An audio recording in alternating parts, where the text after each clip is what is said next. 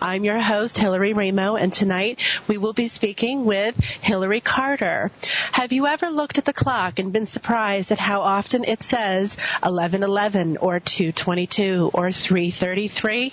The 11:11 code tells the story of yoga teacher Hilary Carter, who was brave enough to follow the coincidences around numbers to see what would happen in her life. To her amazement, the number signs led her to buy an ancient convent in Spain, formerly a home to the Knights Templar.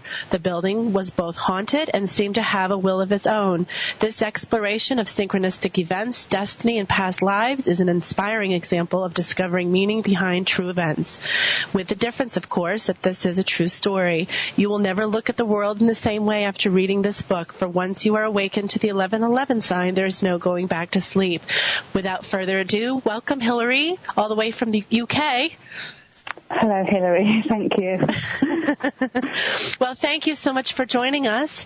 I'm looking forward to this hour speaking with you. I absolutely loved your book, and in reading it, I would love to get started in talking about your story. If you could start with explaining to us a little bit about how you came across the convent that you bought in Spain. I came across the convent, I thought it was by accident. But in fact, looking back, I can see that I'd been very strongly guided towards it. I'd gone down to Spain to buy a property that I could use as a yoga centre, so I could run yoga courses for my students. And I'd gone to Spain because the property there is a lot cheaper than it is in England. I'd found a house, a beautiful old house. It must have been about 14th century. But unfortunately, the person with the key didn't turn up. So I was led round the corner to a rather normal, ordinary-looking building, very old, very decrepit. Above the door, it was written, El Convento Antiguo Franciscano, which means Old Franciscan Convent. And I thought, oh, that sounds like a rather nice place to teach yoga. An old convent. I thought, oh, it's going to be full of lovely light and vibration and prayer. I was actually wrong. It wasn't. And it was very odd because the moment that the estate agent put the key in the lock, all the bells in town went crazy. And it was split second timing. It was to the second. Apparently this happens in Spain at midday, so it must have been exactly midday. The place I really didn't like. When I got inside, I immediately didn't like it. And in fact, I went back to England and decided I wouldn't buy it. But then I changed my mind. I'm interested, and I'm sure our listeners are interested also, in how the number 1111 led you to Spain in the first place.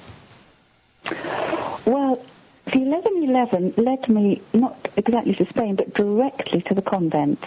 Because once I'd got back to England, I was actually feeling quite despondent because it wasn't easy for me to go all the way out to Spain. From England, it's several hours. I'd have to go to London from my home here in Dorset, and then I'd have to go all the way down to Spain. So when I got back after this visit to the convent, I thought, I wonder if it was really that bad.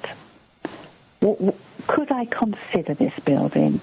So I actually started to draw a plan of the convent.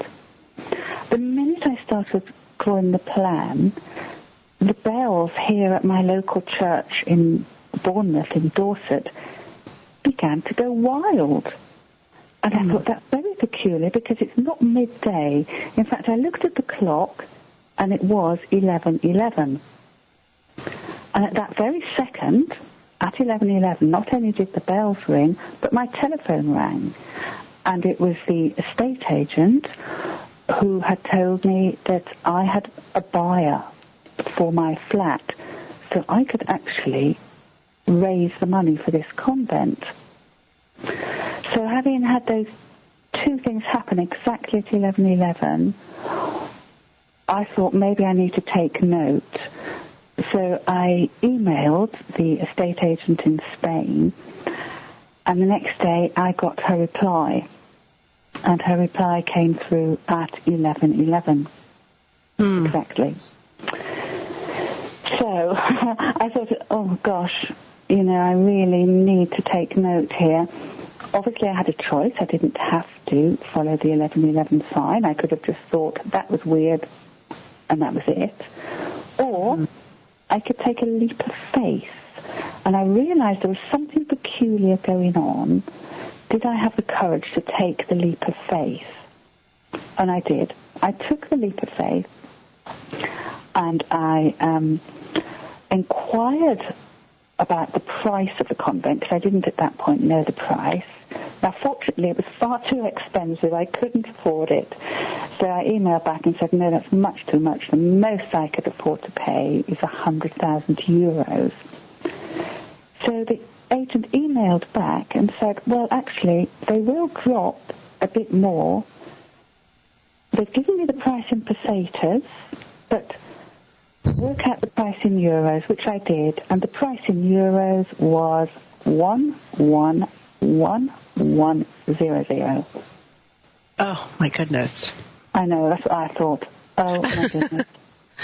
Hilary, what was your connection to numerology numbers prior to this happening? Do you have a history of numbers appearing as signs in your life? Yes, I do. I had some incredible experiences around the number 23. Now, I don't know if in the States you have that film called The Number 23, do you? Have you heard of that film? I know we have a film related to a number, but I don't remember if it was 21 or 23. But we did have a film come out this past year that was related to the number, a particular number that I don't remember exactly who starred in it off the top of my head, but it was definitely here in the past year, yes. Okay, so it might have been the same film that we have here in England. Mm-hmm. And it's called The Number 23. Now, I'm going back at least 20 years to when the 23 appeared in my life. I actually had a car accident. A small child ran in front of my car, playing chase in between the parked cars, and went flying through the air and fractured his skull. And it was a very difficult time for me. And after this had happened, I went off to Ibiza, which is in the Mediterranean, for a holiday. And when I got out there, I met a man called Martin, and he said a funny thing to me. He said, the number is 23. I said, what number? He said, just be aware that the number's 23. So I got back to England after my holiday, and I was working in the East End of London as a teacher. I think it's equivalent, something like the Bronx in New York. It's a very rough area. And as I walked into school, my headmistress came up to me with a massive great envelope, and on it was written 23. And she gave me this great big envelope. I said, oh, what on earth are you giving me, this great big envelope with number 23 on? She said, well, Hilary, it's the poster that you ordered for your classroom wall. I said, but why have you put 23 on there? She said, well, we're number 23 in the internal mail system. Then I went upstairs to my classroom and I looked down the list of teachers. I was number 23. I looked at the date of the car accident I'd had. It was the 23rd. I added up my bank account, 23. I added up my passport number, 23. Everything came to 23. But in a way, the 23, that's when I hit a very low point in my life, because I didn't know whether this little boy, little 2-year-old child, was going to live or die. It's an awful thing to have to go through. Fortunately, he did live, but it was touch and go for quite a while. And looking back now, I can see that actually 23 is the breakthrough number. So if you're experiencing the number 23 in your life, it's as if you're breaking through into something new, into a new level of being. What an extraordinary story. Thank you so much for sharing that with us.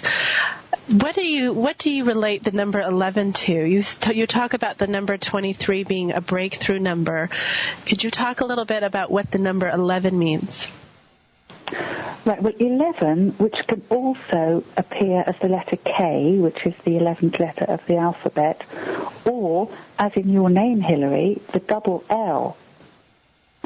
I actually call that a hidden 11 because I see where it appears. So that's the 3-way it appears. 3 ways. Your double L, the letter K, or the number 11, or 111 or 1111. Now, the number 11, I believe, starts to appear in your life when you're ready for it. When you've worked on raising your consciousness to a certain level. I have spent,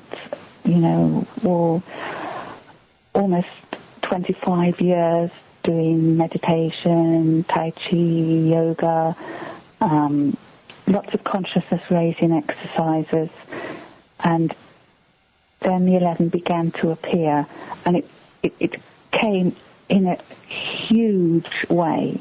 It wasn't just occasionally here or there. It was as if that 11 had to come into my life in a massive way to wake me up. Because I believe it's the manifestation of a higher level of consciousness. It's where we are one consciousness as humanity. And as more and more of us recognize this fact, that my thoughts affect the entire world, as do yours, as to everybody's, then this language, the 1111, will appear in your life to guide you to your place in the puzzle. If you think of the life as a great big jigsaw puzzle, and we've all got a little piece to put into this puzzle. Every single person has got a piece to go into this puzzle, because if there's one piece missing, that's the very place your eyes will be attracted to. So never underestimate the power of one person's consciousness. That's a beautiful message. That's just lovely. Thank you so much for sharing that with us. In your book, you talk about your journey into the convent itself, and how you talked a little bit about that already, how when you first experienced the convent, it wasn't such a positive experience. When you walked in there, you didn't like it. You were repelled by the energy in the convent. Could you talk a little bit about your experience with going back into the convent and the paranormal activity that was taking place? Yes. When I first stepped into that convent, it was, as I described in my book, The 1111 Code, it was like walking into invisible cobwebs. And I always had the feeling that I was being watched. Very powerful feeling of being watched. I always felt uncomfortable. And my very first time in the convent on my own was the day of the fiesta, when the local saint was brought down my road.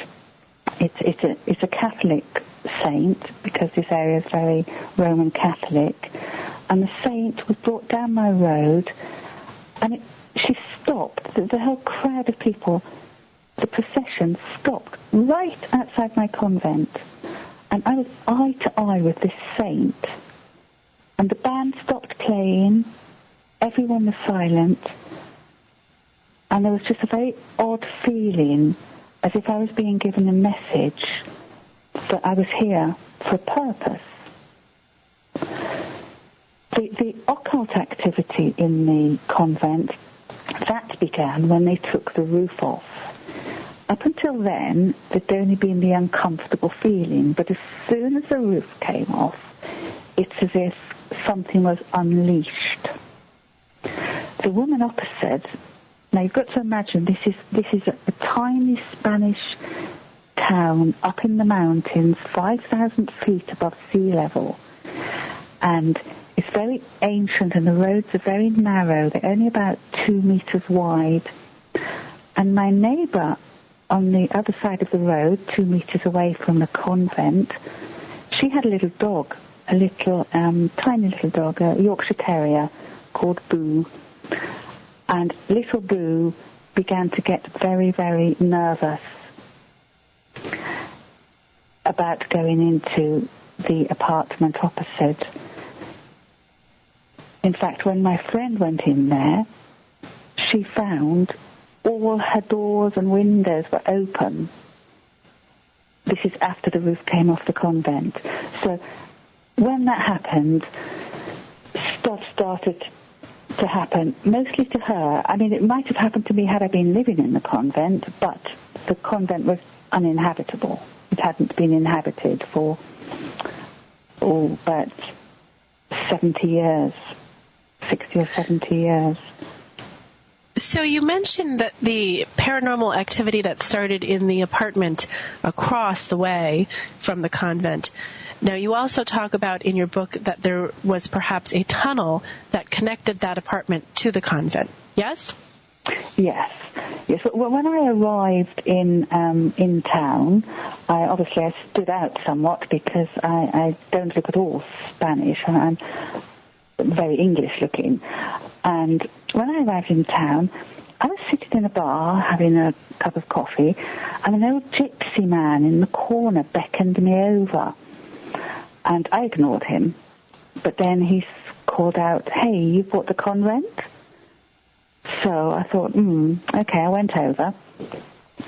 And he told me of a hidden tunnel under the ground. So I wasn't too sure about this, whether it was true or not. And he did indicate that this was a secret. And it actually was true, because when my friend opposite, who had the occult activity, when she was putting in new drains, when new drains were being put in, the builders uncovered the arch of the tunnel. And as soon as they uncovered the arch of the tunnel, strange things started to happen to them. Their tools were moved, they heard noises, and they heard, as I heard, and as my friend opposite heard, we heard the chanting of monks from under the convent. Eventually I discovered, through meeting the former chief of the Guardia Civil, he actually drew me a map of the tunnel system of the town. And there was an opening in my convent. There was one in the Hermitage at the entrance to town. There was one in the former headquarters of the Guardia Civil, and one in the Catholic Church.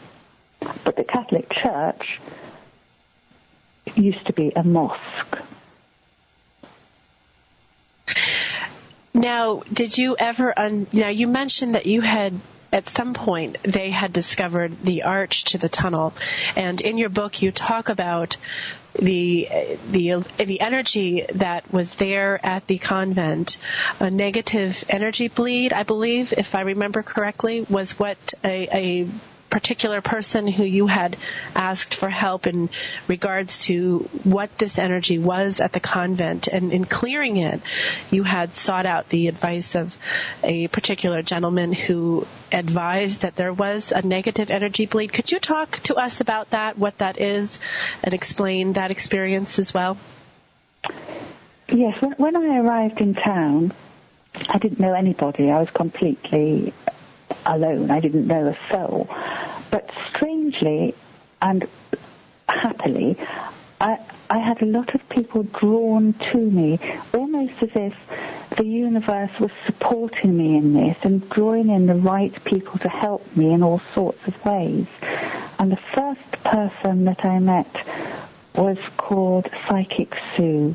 And when she lived in England, she was an English woman. When she lived in England, she used to work with the police, helping them on a psychic level. And as soon as she walked into the convent, it hit her, the strength and the denseness of this energy. And she said, really, Hilary, she said, it's very dense, it needs clearing. Would you like me to do a clearing ceremony? So I said, yes, please. And we did a clearing ceremony. And it was after that the activity in the apartment opposite, where the little Yorkshire Terrier lived, became just unbearable. It became dangerous. There were dark, shadowy figures and noises, and all the doors, even the main door, the windows onto the balcony, which had never ever been open, were open.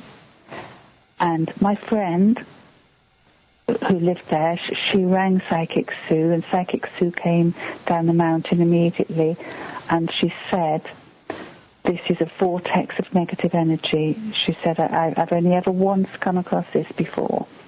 It's where the energy is so dense and so clogged because of what's gone on there before. It's a bit like a blocked drain. You know, you can carry on putting stuff down your drain, and okay, it'll gradually slow down the flow of water, but there will come a point where you've got so much stuff down your drain, it'll be blocked. And this is what had happened at the convent. There had been so much trauma, so much evil, so much pain and suffering and torture in that building that the darkness, the negative energy had built up to such an extent that it was blocked.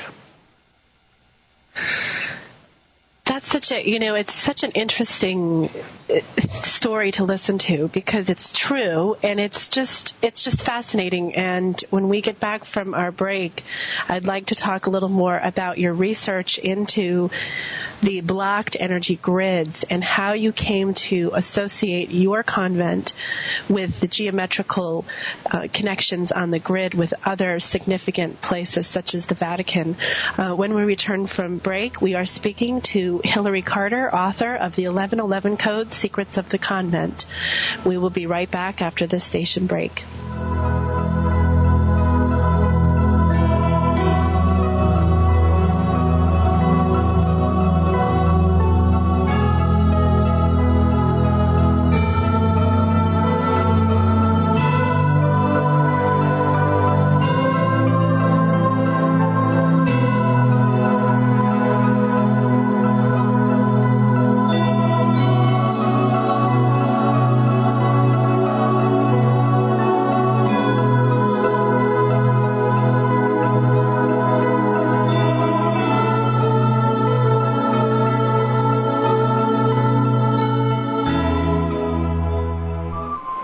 Interested in the benefits of alternative therapies such as massage, acupuncture, or chiropractic, but aren't quite comfortable taking the plunge?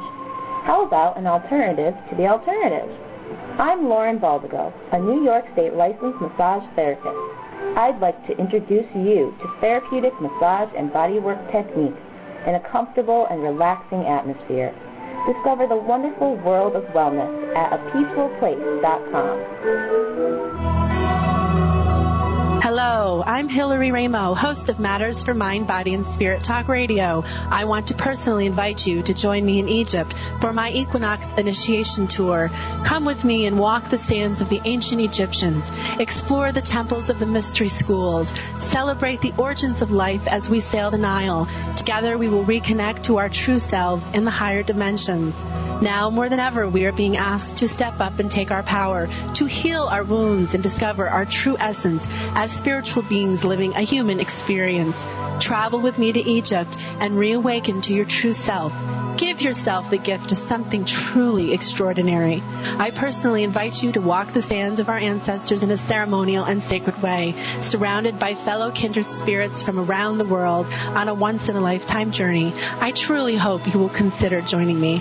Brought to you by the Hillary Raimo Show, matters for mind, body, and spirit. Talk radio, heard every Thursday, 8 to 9 p.m., right here on AchieveRadio.com. For more information on how to join Hillary on her Equinox Initiation Tour, please go to www.hillaryraimo.com or call 518-376-2503 for more information. 518-376-2503. Call today, 518-376-2503. Health professionals recommend myofascial release for connective tissue conditions as well as chronic inflammatory disorders.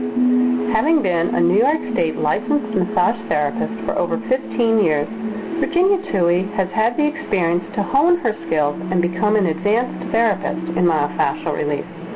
For more information on how myofascial release can help you, visit our website at apeacefulplace.com. You're listening to AchieveRadio.com, the positive side of broadcasting.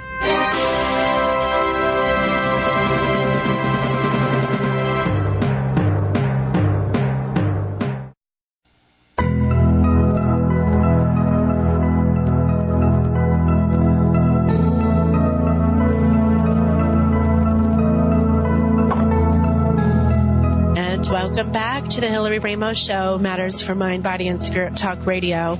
We are talking with Hilary Carter, author of the 1111 Code. Have you ever noticed at the clock at certain times you see 1111 or 222 or 333? We are speaking tonight with Miss Carter's original story, true story, of her experience with buying a convent in Spain and how the synchronistic events around numbers and the signs that she followed led her to her experiences. Welcome back, everybody. Hilary, before we took the break, we talked very quickly about your experience with the psychic Sue who had come to the convent to help to do a clearing ceremony because the energy of the convent was very heavy and dense. And one of the things that you talk about at some length is your work with Sabaron. Do I say that correctly? Yes, Sabaron, yes. And he talked about with you the experience that you had with clearing the grids, the geometric. How did you come to, I know you describe this at quite some length in your book, how you got to the research which involved the geometrical alignments with different places such as the Vatican and other significant sites. Could you talk a little bit about how you got to that point where you began to realize that there was connections to other places? Was it your work with Sabaron that began that quest? No, it wasn't. It was before. It was before that. I'd come back to England, and when I came back to England, there was quite a lot of media coverage of the Da Vinci Code film, which had just come out. And there was all sorts of strange programs on television about this sort of thing. So I just began thinking about where my journey had started, because this time I won't go into everything that happened to me, obviously, in Spain, but I came back after a very eventful time, and I came back to square one, and I had to leave the project behind completely. And I had plenty of time to ponder on what had happened. And I went back to where my journey had started. My original 1111 journey had started in a tiny little country church in Dorset on the border of Hampshire, and it was built on the site of a Benedictine priory. It was only a tiny church, but its history was very ancient. And I just started playing around with the maps and my rulers, and realized, in fact, that Ellingham lined up to lots of Benedictine sites here in England. And having lined up all the sites in England, I thought, well, I wonder if these would line up to my convent. And I was working very much with my intuition here. I purely working on intuition. And I was given lots of signs.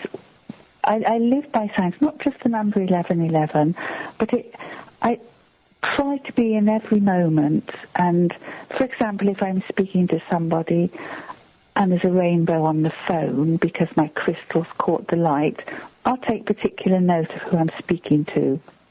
So I lined up the English sites, and then I discovered that if I drew a line from the source of my journey in Dorset down to the convent, it linked exactly to the Vatican. Exactly. And we have a 33-degree angle. Well, it's a 66-degree angle, which fits into 33, linking the source of my 1111 journey to the Spanish convent, to the Vatican. And I think it was Sabaran who actually said to me that he had to clear the grid, the grid of light around the Earth. He had to clear, I believe it was 19 sites as far afield as Egypt, Rome, southern France, which of course was home to Rennes-le-Château, and the convent also lines up perfectly to Rennes-le-Château to 0.3 of a kilometre. The convent to Rennes-le-Château is 1195 kilometre. The Vatican to Rennes-le-Château is 1194.7 kilometres. So that is a very, very tight distance. Do you think that the original builders, what's your theory? I know you've done a lot of research in this. What's your theory on the original builders? I know these sites date back quite a bit to their, you had mentioned hearing monks chant at several times. I think you had mentioned that during your book more than once, hearing that and feeling a past life connection to the site when you first, worked with the convent's energy. When these people built these sites when they were very first built, because I think that you had said your convent dated back to the 14th century, or was it older than the 14th century? Well, I was told that it was a Franciscan convent, and it dated back to the 1600s. But in fact, when I arrived in town, I was told by somebody who was born in the convent that it actually dated back to the Knights Templars. Now, the Templars, of course, were around in the 12th century. I think the figure they give for the founding of the Templars is about 1114, but I personally think it is 1111. However, the town in Spain where the convent was located was very ancient. It had been inhabited by the Phoenicians, the Visigoths, the Romans, and I believe that my convent was built on the site of a Roman temple.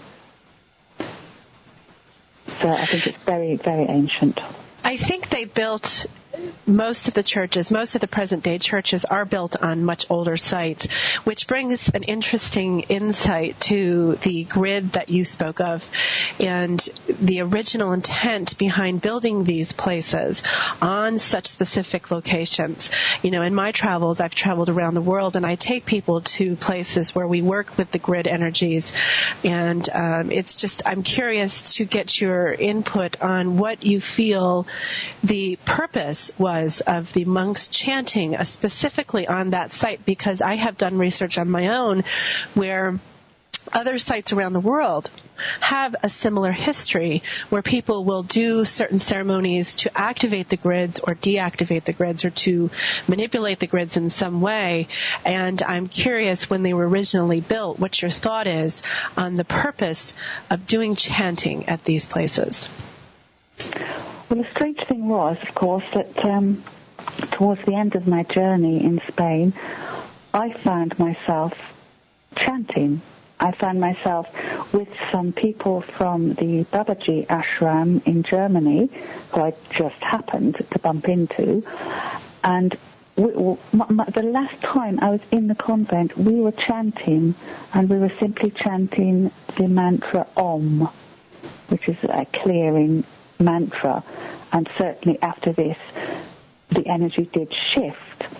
Now, I think these sites, these ancient sites, are obviously key places, and I feel that whoever has control of these sites, what goes on in these ancient sites affects the grid.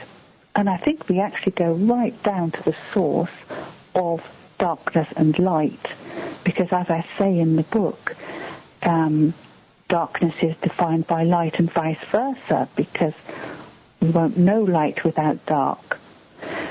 So it could be, and I feel this is the case, that there has been both good and evil in my convent, and I'm sure it's the same as many of these ancient sites. I do remember being there when I was a Franciscan, and certainly my motives were pure and good, and I was working to educate people. In fact, it was once a school of illustrious studies linked to the University of Granada. But I think that I don't think it's that clear that, it's always been light here, it's always been dark here. I think these crosses on the grid is where the struggle goes on. And this is where, in a way, the lighter the places, the darker the places. And these are the more powerful places. And I know I come back to the Vatican here. I'm intrigued to know what goes on at the Vatican. I think that's a big question, and I think a lot of us who have found our way to learning more about the grids themselves and how these sites are activated, deactivated, and so on and so forth, end up wondering what it was the original intent. And when we trace the source back to places such as the Vatican, which is a very powerful place, it's a natural question to ask what does go on there and how is it effective around the world. Your story is just very fascinating, and I have to say that reading your book was just a very wonderful experience. And for everybody just joining us, we are speaking with Hilary Carter, author of the 1111 Code, Secrets of the Convent. She's joining us all the way from the UK this evening, and we are talking about her experience in working with signs and the numbers 1111 and her journey through rehabbing or trying to rehab at that particular point a monastery in Spain, a convent in Spain. Now, I'm looking here in your book at the floor plans of the convent. Could you talk a little bit about how that was built according to sacred geometry? Yes, the convent was built in the traditional manner, built from earth and stones and rubble with a facing of very small bricks. And these walls, they're incredibly thick. They're at least 1 meter thick. So it's very difficult to knock down one of these walls. And thankfully, the original walls were all in place. And when I measured the walls, the original walls, I saw at least 2 of the rooms downstairs were built according to the golden mean. Now, the golden mean is pi. It's ratio of 1 to 1.6. And the fact that these rooms were built precisely to that measurement does indicate that whoever built my convent, they had knowledge of sacred geometry. Not only that, the convent was built on a very strange angle, and I haven't got to the bottom of that one yet, but I'm pretty sure that there's reasoning behind the angle as well. And the road it was in was called Calle de los Meridas, which is road of the meridian, the midday. So I think it must have been aligned to the sun, which takes us, of course, right back to the days of sun worship. Now you talked about also the feeling of scrolls being buried at your convent. Could you talk a little bit about that and your past life connection with that experience?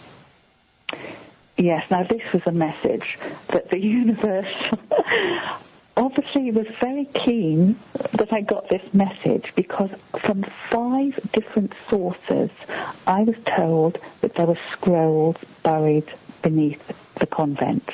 And these were unconnected sources. They hadn't spoken to each other, so I had to take note. Now, when I arrived in town in Spain, into this mountain town, my neck immediately seized up. I really could hardly move it. And I was given some craniosacral therapy. Have you heard of craniosacral? Yes. It's wonderful. Oh, well, I've heard of it, but I've never had it. And I thought, for goodness sake, how can just gently pressing your skull have any effect? That was before I'd experienced it. And I had a flashback, and it was more than a flashback, because I had a very, very detailed past life recall come to me from having craniosacral therapy. And in this recall, the first thing that happened was I remembered what state I was in emotionally. I was in an absolute panic. My heart was thumping in my chest, and I was petrified, and I was in a hurry because I had to hide something. And I had this metal chest, and I had to hide it. My life depended on it, and it mustn't. This metal container must not fall into the wrong hands.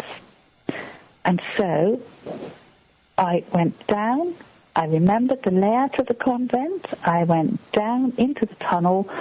I secreted this chest, and then I did something that I didn't even know existed. And I still don't know whether it exists, but I knew it in this life. I put a sealing spell on the scrolls. That's sealing, S-E-A-L. And by using gestures, a bit like in yoga we use mudras. We put our fingers in certain positions and our body in certain positions to affect the flow of energy. Well, in that life, I had detailed knowledge of how to use the flow of energy to control matter. So I sealed these scrolls into the hiding place, knowing that absolutely nobody would ever be able to get those scrolls because they were completely secreted. I didn't realize at the time that it was going to be almost 1,000 years before I went back for them, which is what I did. Did you talked about the feeling of, now your neck, that's an interesting connection that you had made at a further point in the book about a beheading. Was that that particular lifetime, or was that another connection? Well, unfortunately, I had two violent deaths there. In one life, the life where I buried the scrolls, I was a Templar. And it was a Templar life, and I was quite a fine body. Do you have any yourself? Have you ever gone back into past life stuff? I have, yes. In fact, my first past life experience was when I was 5 years old, and it was in England. It was very clear. The connection to England was a farmer life, kind of just a very ordinary life. And I remembered my parents at 5. My grandfather took me back through a past life regression when I was that young, and because I think I was a child, it was so clear and easy for me to do. The mind seems to be less cluttered with things when you're younger, and it was always these beautiful green rolling hills of beautiful countryside. And when I've seen made the connection between the pictures I've seen of England, and it was just very clear to me that I have a past life there, very strong, very strongly revealed, and perhaps my last one. So I have had very personal connections to past lives myself, too. Wow, okay. So you'll understand that when you have the recall, you feel what it's like to be in another body. So you would have felt what it's like to be in that little child's body. Yes. Because I felt what it was like to be in this male body of a Templar. And I was, this is when I buried the scrolls, and they wanted me to talk. They wanted me to reveal stuff, and I wouldn't. And I was tortured, and I was beheaded. And then again, I was there much more recently in the 1600s, and there was a battle. In fact, there was a massacre in the convent, and this is actually written down in the town's history. And I was beheaded by the Moors, because this part of Spain was inhabited by the Muslims, the Moors, for many hundreds of years. It was the last stronghold of the Moors in Europe. And I was beheaded, as were my brothers in the Franciscan movement. We were all beheaded. I saw them beheaded. I recall that, and I remember that. And interestingly, I looked to the left, and I saw them, and it was the left part of my neck which would have taken the sword, and this was the part that I had the huge problems with, because I died with a loss of faith, because my prayers hadn't been answered. I had such a faith in God, but my prayers hadn't been answered, and my faith died along with me in that moment. And that's probably why I had to come back, because it was so unresolved. Now, did the problem in your neck clear when you did the clearing ceremony? It did not clear 100%. So I'm thinking, oh no, where am I going to be going next? Because as you probably read at the end of the book, I'm going to another convent. I know. I think that's so exciting. I'd love to hear a little bit about that if you'd like to talk about that. Did you find it in a similar way that you found the first one?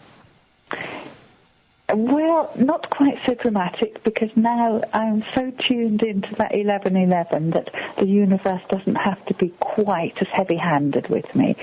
But what happened with the French convent was when I came back to England, I had very little money, and my sister said, well, don't worry. She said, you can always go down to the Dordogne in southwest France. It's very cheap down there. So, in fact, I only had 90,000 euros, which is, about 140,000 US dollars, I think, tops. And when I put that into the search engine on the internet to find a property, there were only 5 that came up. There was a shop, a field, a barn, a ruin, and a little house. And it said, this house was once part of an ancient convent. Oh, jeez. So I thought, So I emailed to ask where it was, and when I looked it up on the map reference was 111. You're kidding. No, I'm not. You know, it's... you sent me. I believe you. I just think it's so fascinating. It's just so. Something is just so connected, and the numbers. You know, I've had my own experiences with 1111, which is why when I was looking for people to interview for my show, I found the cover of your book and just knew that I had to get in contact with you to speak with you, because my own experiences with 1111 hadn't really gone anywhere. I had asked people, you know, what does number 11 mean? What is it? You know, I had been seeking information, and the furthest I got was the numerology about the number 11, which is a master number, and that sort of aspect of it. But I felt that there was something deeper to it, and it was, in fact, trying to get through, if you will, a consciousness, on a consciousness level. Now, you sent me a picture of the basement of that convent that you bought out in France, and I'm very curious about that picture. Could you talk a little bit about is that an altar that's down there? It's a big, huge arched window, it looks like, in the basement, like a little, what do you call it, grotto, if you will, something that's pushed back into the wall. Have you had any experiences in this house that was similar to the one in Spain? Well, I was prepared just to buy the house without actually going to see it, because I'm now so surrendered to the 1111. The surrendering to the 1111 is the surrendering of the ego. But I was so surrendered that I would have bought it. But I did go out to see it, and it has an outhouse with a medieval oven in it. And the owner said, come in and see the oven, and I didn't want to. But I stepped in, and immediately I stepped in, I knew it was a mistake because I was crushed. And I stepped out again. Within 2 hours, I was very, very ill, and I was very ill for 3 weeks. It was like someone had flicked a switch and said, produce a lot of mucus. And I just began to some massive clearing. It's as if I was put there and just used to clear, and the darkness was clearing through mucus. That's the best way I can describe it. So I've been rather reluctant to go back. And I haven't been back since then. But I will have to go. I'm waiting for the right moment, and I'll be given the signs when the right moment is. And then I will go, and I'm going to write my second book. I already know a lot about what's going on there.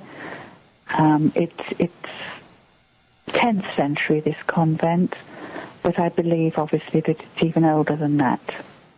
That's really interesting, because I will be taking a group of people to St. Catherine's Monastery in the Sinai Peninsula in Egypt next year, and we'll be working with clearing energy and working with the grid. So it's another connection to your book with the work that you've done. Do you think that this is part of your destiny in this lifetime, to go to these places? Absolutely. I know that there's 3. I know that after France there's going to be Italy. And this is where the 1111 actually puts you onto the path of your destiny. Because Hilary, that's me, that's the little me, the ego that's got a name, Hilary, doesn't particularly want to go and live in France. You know, I don't particularly like France. And it's not even by the sea, and I love to live by the sea. But by following the 1111, when it appears in your life, I believe it's your divine spark that's within each of us. It's the language of the divine spark saying, listen, your destiny is this direction, Hilary. Are you prepared to give up your own needs, desires, and wants and follow your divine life? It's a bit like, it doesn't matter if you don't, because there are times I haven't followed it, but if you want to get from where you are to enlightenment, I think the 1111 is the fast route. It's the motorway. Of course, you could take the back route along the little windy road, up and over the hills. You'll get there eventually, but it'll take you a lot longer. I think with the 11, it's a straight route. Wow, thank you so much for that. What a gift. I know everybody here and all of our listeners so appreciate your message. We are talking with Hilary Carter, everybody, the author of the 1111 Code, Secrets of the Convent. Please go out and buy her book and listen and read through the story and see how it relates to your own life. Hilary, thank you so much for joining us all the way from around the world and sharing your message and your story and your experiences with us. It's been quite an honor to speak with you this hour. Thank you so much for joining us. Thank you, Hilary. Thank you. And good luck with your convent in France, and I look forward to reading your second book. Folks, that is all tonight. I am Hillary Raimo with the Hillary Raimo Show, Matters for Mind, Body, and Spirit Talk Radio, an hour dedicated to inspiring and healing the human spirit and raising the collective vibration worldwide, one show at a time. Good night, folks.